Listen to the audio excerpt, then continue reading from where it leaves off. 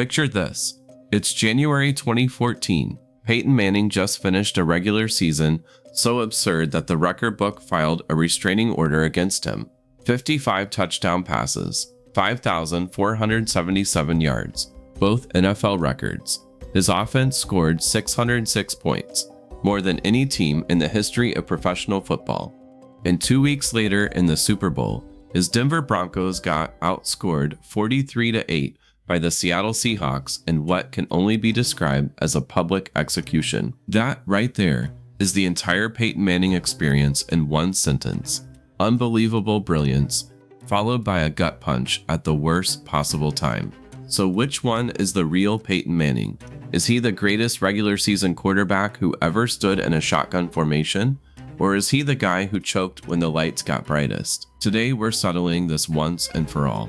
We are going to go stat by stat, ring by ring, and yes, Omaha by Omaha, to figure out exactly how good Peyton Manning actually was. And trust me, the answer is a lot more interesting than he was good at football. Let's start at the beginning, because Peyton Manning's career didn't just start well. It started like a cheat code got typed into a video game. Drafted first overall by the Indianapolis Colts in 1998, Manning didn't get eased into the league.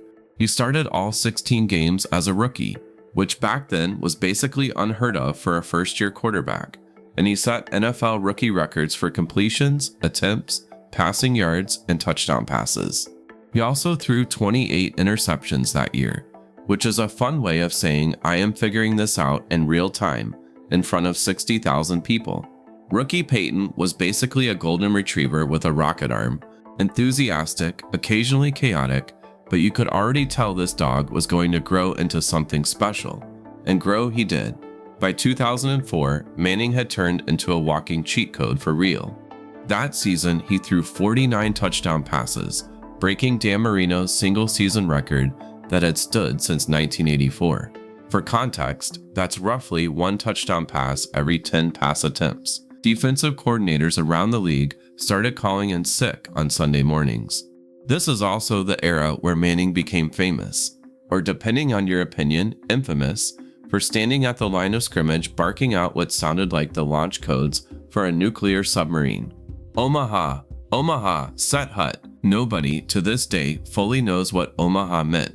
Not the fans, not the defenders trying to decode it, and honestly, probably not even Manning after a while.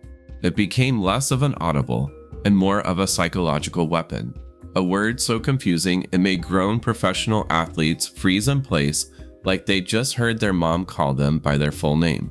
Now here's where the story gets its first plot twist. Because for years, Manning's Colts were an offensive juggernaut that could not get past a certain team wearing silver and blue with a guy named Tom Brady under center. From 2001 to around 2006, the Patriots owned Manning in the playoffs, and the Peyton chokes in big games narrative was basically written in permanent marker. And then, in the 2006 AFC Championship game, Manning's Colts fell behind the Patriots 21-3.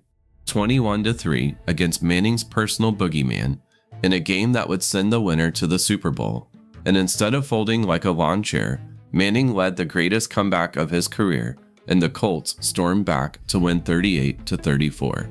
2 weeks later, in Super Bowl XLVIII, played in a literal monsoon in Miami, Manning won his first championship and the Super Bowl MVP award.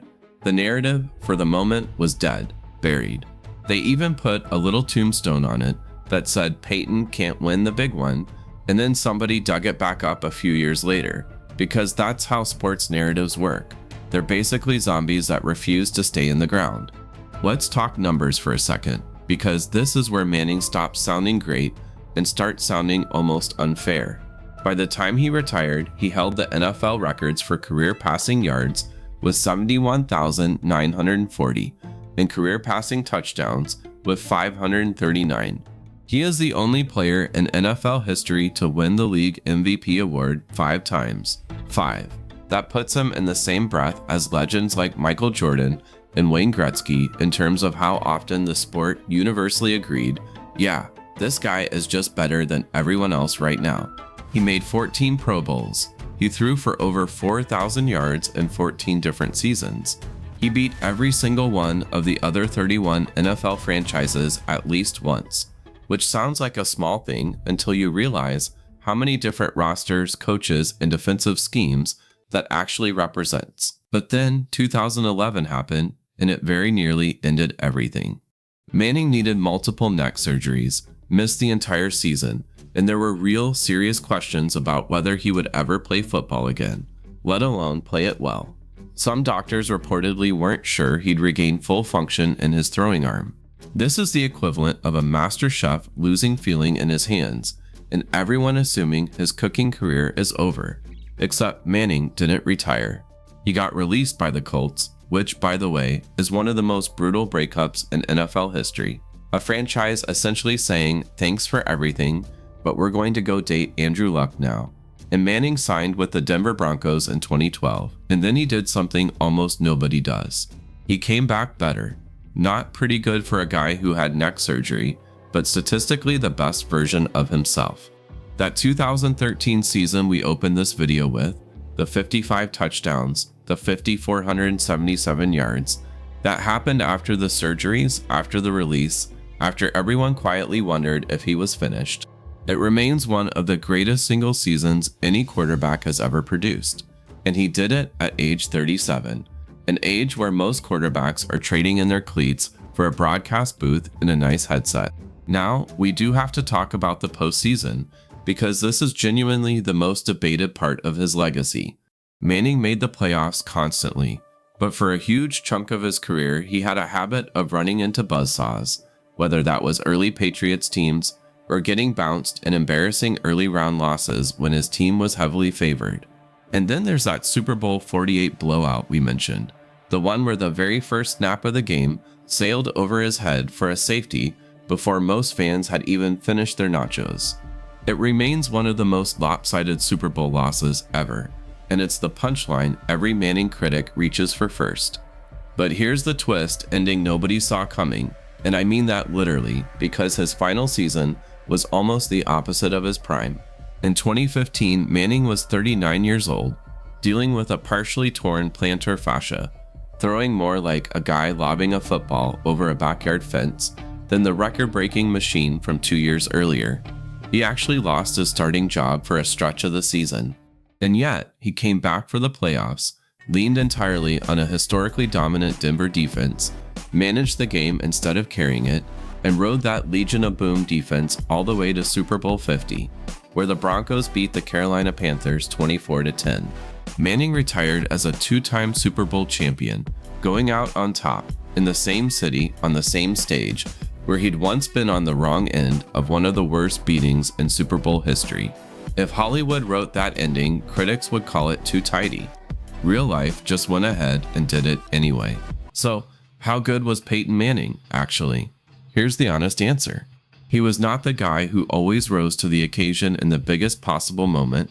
That title probably belongs to someone else. And if you're a Brady fan, you already know exactly who I mean, and you're currently pausing this video to leave a comment about it. But Manning was, without much argument, the single greatest regular season quarterback the sport has ever produced. A genuine offensive scientist who rewrote the record book not once but twice, roughly a decade apart, on two different teams, after doctors weren't even sure he'd throw a football again. That's the real story here. It's not a flawless superhero story, and it's not a choke artist story either. It's the story of a guy who got knocked down about as hard as an athlete can get knocked down, and instead of staying there, decided to go set more records. So next time someone tells you Peyton Manning only won 2 Super Bowls, you can tell them the man also has 5 MVPs, 2 different franchise record-breaking seasons a decade apart, and a career that started with him breaking rookie records and ended with him going out as a champion. That's not a guy with an asterisk next to his name. That's one of the greatest to ever call Omaha at the line of scrimmage, whatever that actually means.